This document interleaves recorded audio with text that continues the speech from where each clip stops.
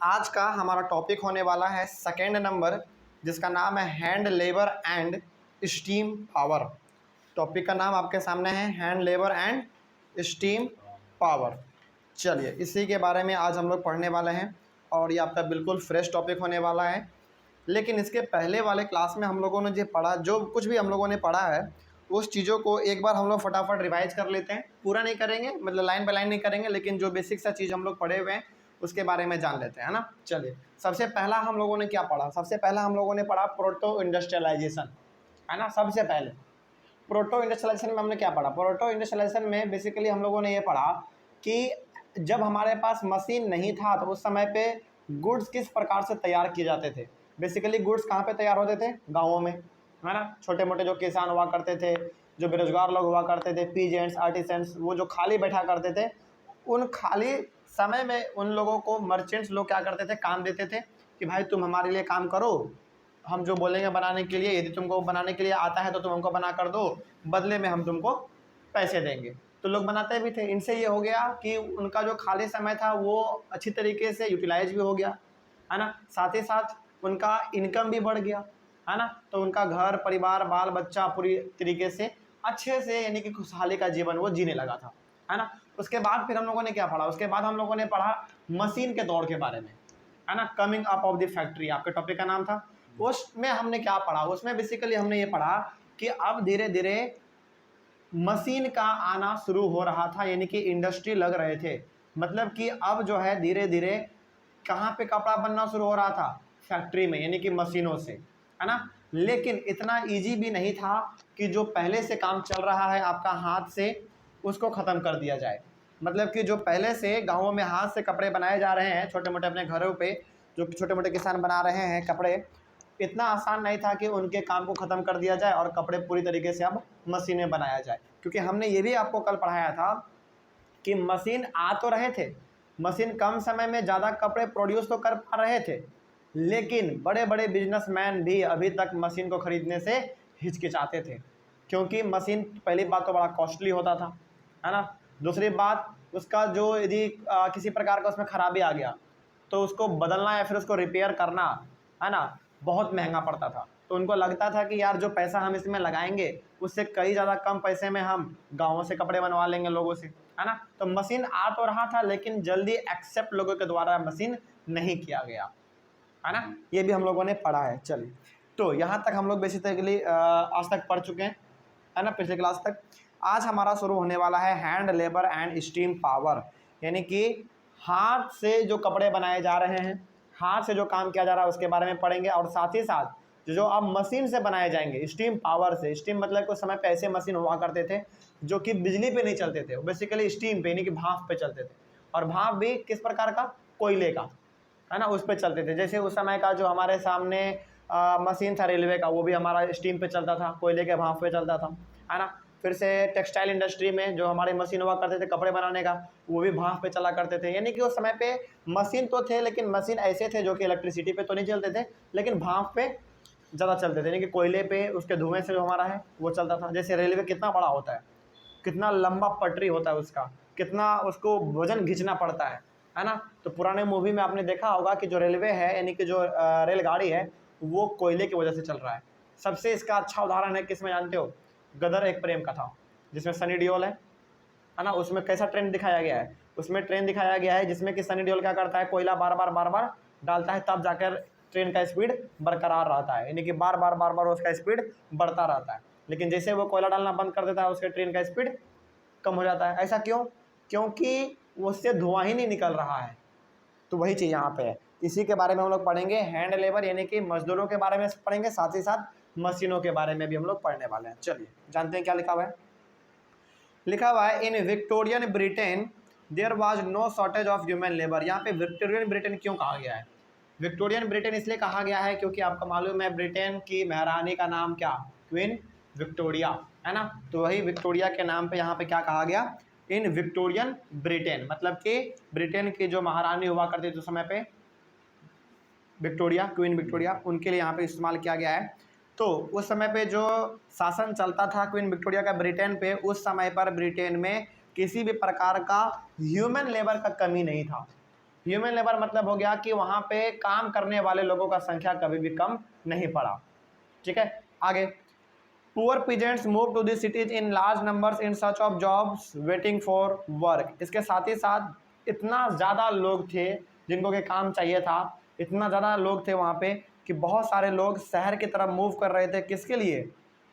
यानी कि poor peasants यानी कि छोटे मोटे किसान लोग जो थे वो लोग अब शहरों की तरफ मूव कर रहे थे इन search of jobs waiting for work, यानी कि जॉब खोजने के लिए और साथ ही साथ उनको काम ढूंढने के लिए वेट भी करना पड़ता था। अब ऐसा तो नहीं है कि आप तुरंत शहर में आए हैं तो तुरंत आपको काम मिल जाएगा, ऐसा तो नहीं होता है, आपको कुछ समय तक वेट करना पड़ता है ना। चलिए ये भी आपने यहाँ पे जान लिया। When there is plenty of labor, wages are low, so industrialists had no problem of labor shortage और हाई वेज कॉस्ट। अब देखिए यहाँ पे संख्या किसका ज़्यादा है? यहाँ पे संख्या ज़्यादा है लेबर का, है ना। अब हमने आपको फिर से बताया है, हमने आपको एक फॉर्मूला भी दिया था कि जो चीज़ सबसे ज़्यादा होगा उसका प्राइस ऑटोमेटिक घटेगा, है ना, क्योंकि यहाँ पे मनमानी शुरू हो जाता है। जैसे आप देखिए मार्केट में लेबर का कमी नहीं है ना, लेबर का कमी नहीं है, तो यहाँ पे जो इंडस्ट्रियलिस्ट हैं, जो बड़े बड़े उद्योगपति हैं, जो बड़े बड़े बिजनेसमैन हैं, वो क्या चाहेंगे? देखो भाई तुमको काम करना है तो करो, नहीं तो फिर दूसरा लेबर है ना। जैसे मान लीजिए कि हम एक बड़े बिजनेसमैन है, मान लीजिए मेरा एक कंपनी है कपड़ा बनाने का, हम एक बड़ा बिजनेसमैन है, ठीक है, और हमको 100 लेबर चाहिए, ठीक है, और 100 लेबर को हम हायर कर रहे हैं, तो वो कह रहा है कि देखिए हम जो है ना आपसे 300 रुपया पर डे के हिसाब से लेंगे, है ना। तो हम कहेंगे कि भाई तुमको जो हम 350 रुपये हम जो तुमको 300 रुपया पर डे देंगे, देखो बगल वाला 250 रुपये में काम करने के लिए रेडी है, तो हम किसको देंगे काम? 250 रुपये वाले को देंगे, क्योंकि देखो हम बिजनेसमैन हैं। मेरा मानसिकता क्या होगा? मेरा मानसिकता होगा कि हम कम से कम सैलरी पे यानी कि कम से कम वेजेज पे हम क्या करें, लेबर को रखें, मेरा प्रॉफिट सबसे ज़्यादा हो, है ना। ये बिजनेसमैन का एक मानसिकता होता है ना। तो वही यहाँ पे कहा गया है कि जब मार्केट में लेबर बहुत सारा है तो यहाँ पे चॉइस है, यहाँ पे मनमानी करने का तरीका है किसके पास? मनमानी करने का अपॉर्चुनिटी है, मौका है किसके पास? इंडस्ट्रियलिस्ट के पास, बिजनेसमैन के पास, कि तुम नहीं काम करोगे दूसरा कोई काम करेगा। इससे होता क्या है? इससे ये होगा कि वेजेज अपने आप उसका कम हो जाएगा, है ना। चलिए, क्योंकि देखो यहाँ पे लोगों को क्या चाहिए? रोजगार चाहिए। भाई हमको बस रोजगार दे दो, काम दे दो, पैसा आप हमको कम ही देना चलेगा लेकिन काम दे दो कम से कम, यही लोग चाहता है उस समय पे। तो इस फॉर्मूले को आप हमेशा याद रखिएगा कि जो चीज़ सबसे ज़्यादा होगा मार्केट में उसका डिमांड अपने जो चीज़ मार्केट में सबसे ज़्यादा होगा उसका प्राइस अपने आप नीचे गिरेगा, अपने आप नीचे गिरेगा। ठीक है, आगे। तो भाई यहाँ पे लिखा हुआ है कि when there is plenty of labour wages are low. अब यहाँ पे मार्केट में क्या है? लेबर का संख्या तो कम है नहीं, बहुत ज़्यादा है, तो अब यहाँ पे क्या हो गया? उनका जो वेजेज था यानी कि जो उसका मजदूरी था डेली का, वो क्या हो गया? ऑटोमेटिक कम हो गया। बिजनेसमैन लोग कहते थे कि काम करना है तो करो, नहीं तो कोई दूसरा कोई आएगा कम दामों में ही, है ना। So industrialist had no problem of labour shortage और हाई वेज कॉस्ट। तो यहाँ पे जो बड़े बड़े इंडस्ट्रियलिस्ट लोग थे, जो बड़े बड़े बिजनेसमैन लोग थे, उन लोगों को तो कभी इस चीज़ का प्रॉब्लम खला ही नहीं कि हमको लेबर का कमी हो जाएगा या फिर हमको ज़्यादा पैसा देना पड़ेगा लेबर को। नहीं, लेबर भी उसको जल्दी मिल गया और उसको कम पैसे में लेबर मिल गया, है ना। चलिए आगे बढ़ते हैं फिर। They did not want to introduce machine that got rid of human labor and required large capital investment। तो उस समय के जो ब्रिटेन के जो बड़े बड़े बिजनेसमैन, इंडस्ट्रियलिस्ट लोग थे, जो मर्चेंट्स लोग थे, वो नहीं चाहते थे मशीन को खरीदना, मशीन को वो खरीदना नहीं चाहते थे, क्योंकि उनको लगता था, और ये हकीकत भी था, कि वो जितना पैसा मशीन में लगाएगा उतना ही उससे कम पैसे में वो अपने सामानों को बनवा लेता है ना। तो फिर वो मशीन क्यों लेगा? सोचो। अब देखो फॉर एग्जांपल मान लीजिए यदि आप आदमी से काम करवा रहे हैं तो आदमी का तबीयत खराब होगा तो वो अपने पैसे से इलाज करवाएगा, है ना, लेबर का। लेकिन यदि मशीन खराब हो गया तो मशीन का अपने आप ठीक हो जाएगा? नहीं, उसके लिए आपको पैसा खर्च करना पड़ेगा, मैकेनिक को बुलाना पड़ेगा, ठीक करवाना पड़ेगा, है ना। तो उस समय के जो बड़े बड़े बिजनेसमैन लोग थे वो चाहते थे कि हम ना मशीन नहीं खरीदेंगे, क्योंकि मशीन में झंझट ज़्यादा है ना, पैसा ज़्यादा लगता है, ख़राब हो गया उसमें भी पैसा ज़्यादा लगता है ठीक करवाने में। हाँ, कोयला भी लगेगा, अलग अलग चीज़ का समस्या है उसमें, है ना। तो ये चाहता था कि क्यों ना हम लेबर से काम करवा लें, सस्ते में निकल जाएंगे हम लोग। तो वही यहाँ पे था कि वही लिखा हुआ है कि they did not want to introduce machine that got rid of human labour and required large capital investment. तो वो कभी भी नहीं चाहता था कि हम मशीन को खरीदें, क्योंकि मशीन में पैसा ज़्यादा लगता था। In many industries the demand for labour Wars seasonal. अब बहुत सारे उस समय पे ऐसे ऐसे भी इंडस्ट्री थे, जैसे कपड़ा का इंडस्ट्री अलग हो गया, हो सकता है कि उस समय पे कैंडल बनाया जा रहा होगा तो कैंडल का इंडस्ट्री अलग होगा, है ना। तो बहुत सारे इंडस्ट्री ऐसे भी थे जहाँ पे कि लेबर काम करते थे सीजनल तौर पर, सीजन के तौर पर। जैसे आपको मालूम है कि सीजन के सीजन अकॉर्डिंग अलग अलग चीज़ बनता रहता है ना। जैसे हमारे यहाँ पे देखा जाए, फॉर एग्जांपल यदि आप देखेंगे बिहार में बेसिकली देखा जाए तो यहाँ पे ऐसे बहुत सारे काम है जो कि सीजन के अकॉर्डिंग होता है ना। जैसे अधिकतर आप देखेंगे बरसात के समय में घर नहीं बनता है क्योंकि उस समय पे बारिश होता रहता है ना। और उस समय पे घर यदि बनता भी है तो ऐसा माना जाता है कि बारिश के समय में यदि आप घर बनाएंगे तो हो सकता है कि वो जल्दी गिर जाए नीचे, यानी कि ना टिके। तो ये क्या हो गया, सीजनल काम हो गया ना। यानी कि आपको यदि कोई राजमिस्त्री है जो कि घर बनाने का काम करता है तो उसको काम कब नहीं मिलेगा, उसको बरसात के समय में काम नहीं मिलेगा। तो ये क्या हो गया, सीजन, यानी कि एक बरसात का सीजन है, बरसात के सीजन में आपको काम नहीं मिल रहा है लेकिन बाकी सीजन में आपको काम मिलेगा। तो वही यहाँ पे है कि ऐसे बहुत सारे इंडस्ट्री वहाँ पे थे जहाँ पे कि लेबर किस तौर पे काम करते थे, सीजन के तौर पे, सीजन के अकॉर्डिंग। सीजन के अकॉर्डिंग काम है तो करेंगे, नहीं है तो घर में बैठेंगे, है ना। ये भी चाहिए उस समय पे।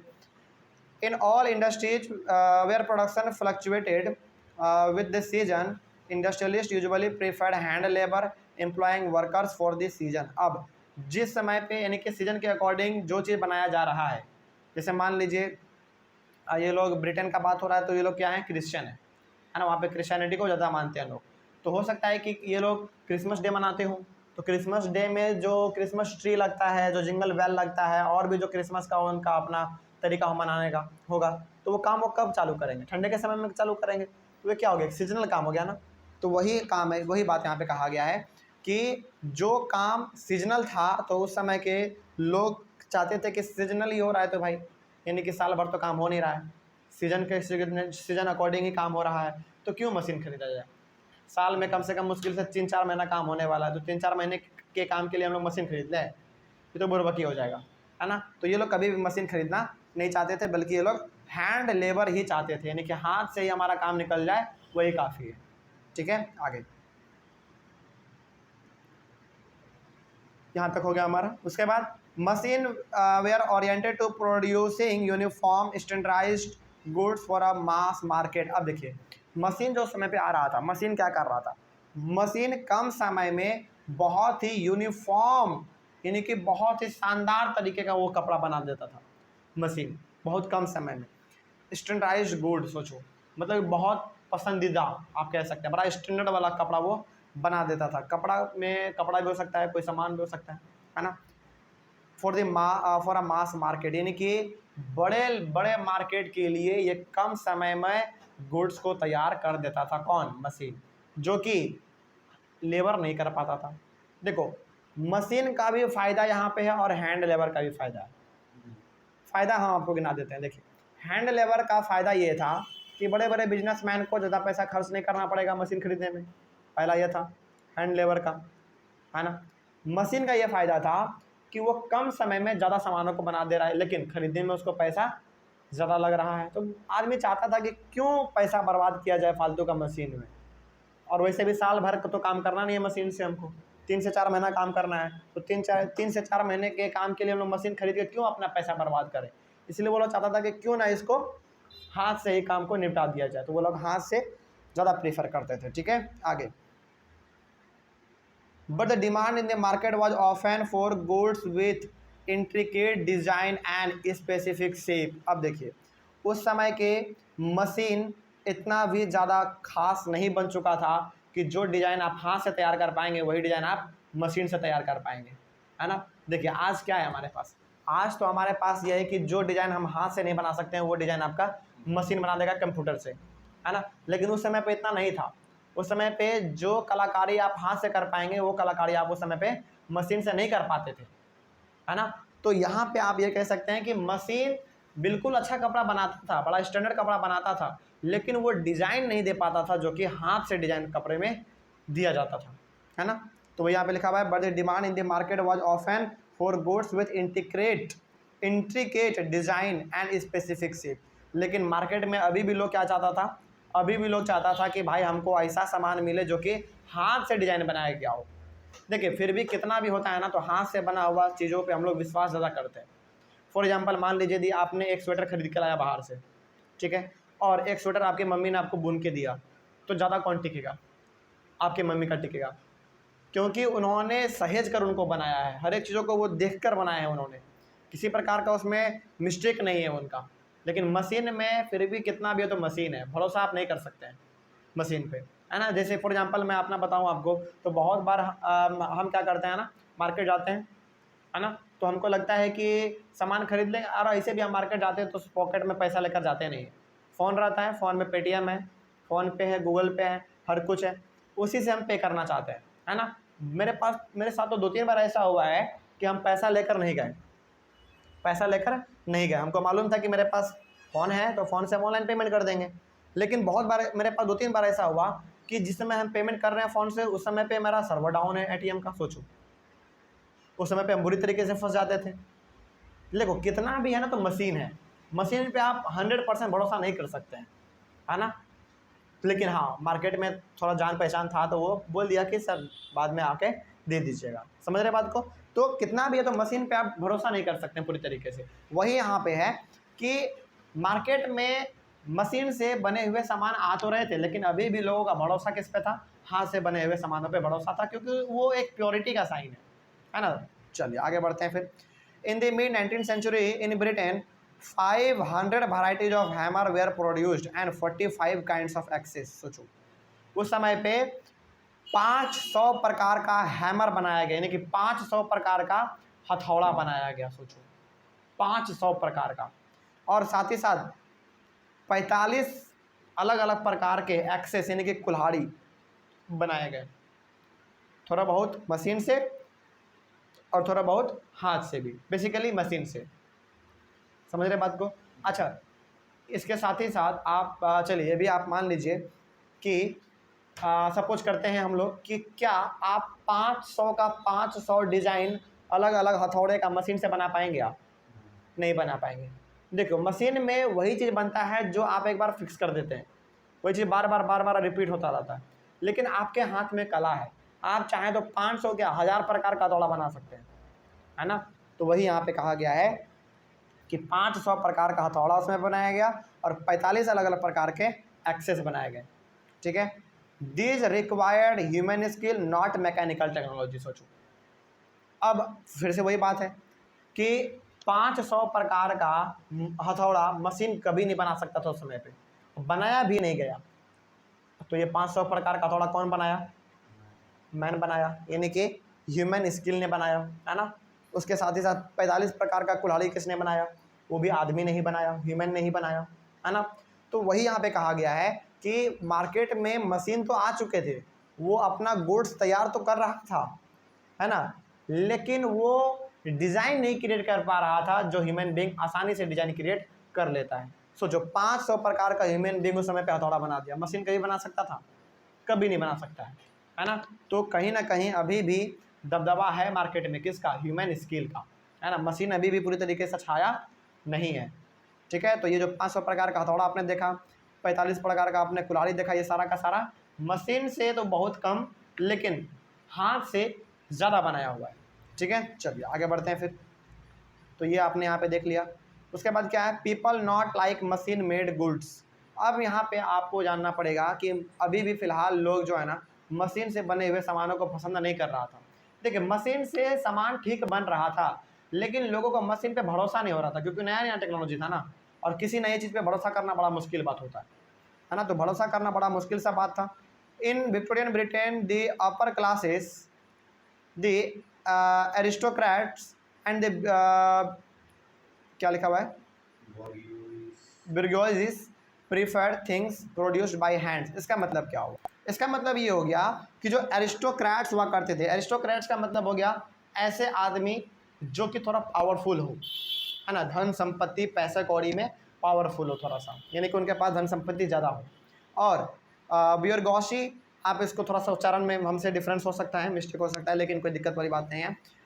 बुर्गेओसी ये होते हैं हमारे मध्यम वर्गीय, मतलब कि मिडिल क्लास आदमी, मिडिल क्लास से थोड़ा सा ऊपर आप मानिए, थोड़ा सा ऊपर मानिए, बस पूरी तरीके से नहीं। तो ऐसे जो लोग हुआ करते थे वो लोग अधिकतर पसंद क्या करते थे? हाथ से बने हुए चीज़ों का। मतलब कि जो लोग बहुत अमीर हैं और जो उससे थोड़ा सा नीचे है, वो लोग अभी भी भरोसा किस पे कर रहे हैं? मशीन पे बने हुए चीज़ों पे वो लोग ज़्यादा भरोसा करते हैं।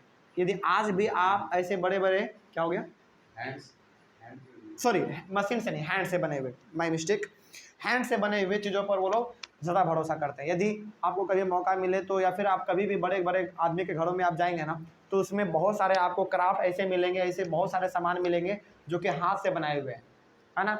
आज भी मेरे एक रिलेटिव हैं जो कि बहुत थोड़ा सा रईस आदमी है, उनके घर में आज भी हम जाते हैं ना, तो सोफ़ा जानते हैं किस प्रकार का मिलता है, वो एक सोफ़ा आता है ना लकड़ी का बनाया हुआ, उसके ऊपर गद्दा डाला हुआ रहता है, वो अभी भी वो इस्तेमाल करते हैं और ख़रीदते भी वही हैं, टूटता भी है तो वही खरीदते हैं। सोचो वो क्या है, हाथ से बनाया हुआ है ना।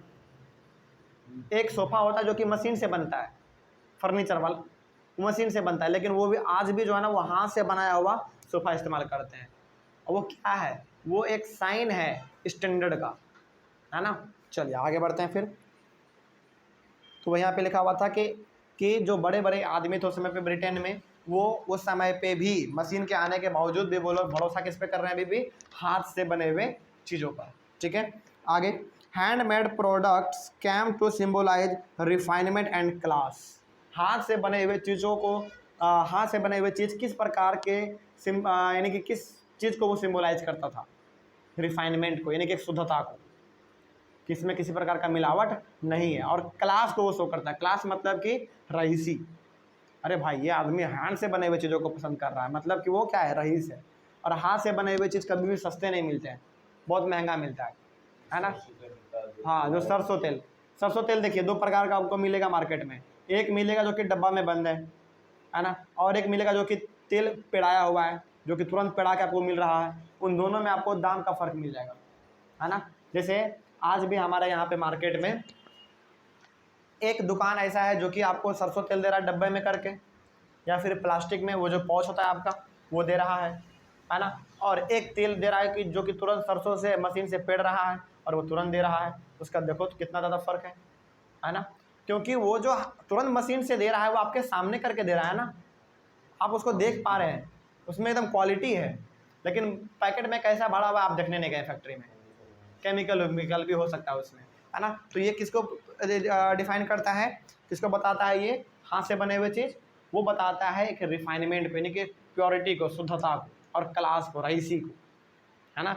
चलिए आगे बढ़ते हैं। They were better finished individually produce and carefully designed. और जो आदमी हाथ से अपना बनाता है वो एक चीज़ पर अपना पर्सनल टाइम देता है। जैसे मशीन में क्या होता है, मशीन में एक ही प्रकार का सामान बार बार बन रहा है, क्या उसमें किसी प्रकार का आप केयर कर रहे हैं, नहीं कर रहे हैं। एक बार आपने मशीन को सेट कर दिया, जैसा जैसा आप अगर मशीन को सेट करेंगे वैसा ही सामान आपको बार बार बनाकर देगा, है ना। लेकिन यहाँ पे ऐसा नहीं होता है, दे वी आर बेटर फिनिश्ड, उसको अच्छी तरीके से बनाया जाता है हाथों से। जब आप सामान को बनाते हैं तो बहुत ही सहजतापूर्वक बनाते हैं, है ना। इंडिविजुअली प्रोड्यूस्ड, किसी एक ही के द्वारा बनाया जाता है ना, यानी कि स्पेशल केयर मिलता है उसको। एंड केयरफुली डिजाइन, और उसके साथ ही साथ उसके डिज़ाइन को बहुत ही सावधानी के साथ बनाना पड़ता है। समझ के बात को। तो वही यहाँ पे कहा गया है कि मशीन आने के बावजूद भी बहुत सारे लोग ऐसे हैं, पैसे वाले, धन संपत्ति वाले, और भी बहुत सारे ऐसे लोग हैं जो कि अभी भी मशीन के बने हुए चीज़ों को एक्सेप्ट नहीं कर रहे हैं, बल्कि वो हाथ से बने हुए चीज़ों को ज़्यादा एक्सेप्ट कर रहे हैं, क्योंकि वो क्लास है, शुद्धता का पहचान है ना। चलिए ये आपने पढ़ लिया, इसमें कोई डाउट समझ में आया है? तो अगले वाले क्लास में हम लोग डिस्कस करेंगे लाइफ ऑफ द वर्कर्स, यानी कि वर्कर का, जो काम करते हैं लोग उस समय पे कर रहे थे, उनका क्या दुर्दशा था, या फिर किस प्रकार के वो अपने जीवन को जीते थे, है ना। उनके लाइफ के बारे में हम लोग अपने अगले वाले क्लास में डिस्कस करेंगे। तब तक के लिए थैंक यू वेरी मच।